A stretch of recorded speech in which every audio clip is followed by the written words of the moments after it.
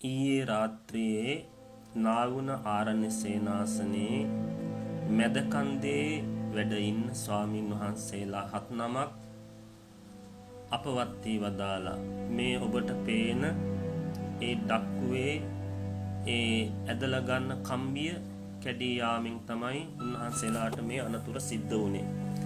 පින්වත්නි බලන්න ජීවිතයක තියෙන අනිශ්චිතතාවය මොන මොහොතේද කියලා නැහැ. ඕනම මොහොතක අපව මරණයටපත් වෙන්න පුළුවන්. තථාගත සම්මා සම්බුදුරජාණන් වහන්සේ දේශනා කරන්නේ නැගෙනහිරින් පායන හිරු මඩල බස්නාහිරින් බැහැලා යන්න වගේ තන අගරැඳි පිනිබිඳක් වගේ අපේ ජීවිතය වහවහාම මරණයටයි ලං වෙන්නේ.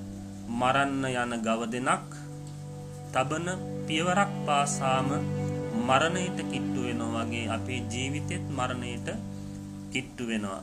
ඉතින් මේක විශාල කන්දක්. මේ තියෙන්නේ මහා කන්දේ ඉඳලා තමයි මේ කේබල් එකේ තමයි මේක එතෙන්නේ. එතකොට බලන්න දැන් ඔබට පේන තියෙන්නේ මේ මොහොතේ මැරෙන ඉපදෙන ජීවිත ප්‍රමාණය.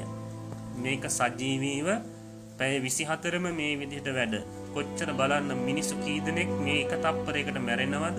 එක තප්පරයකට ඉපදෙනවද කියලා. ඉතින් හැමදෙනාම හැම වෙලාවෙම මරණානුස්සතිය වඩන්න. ජීවිතං අනියතං මරණං නියතං. ජීවිතං අනියතං මරණං නියතං කියලා.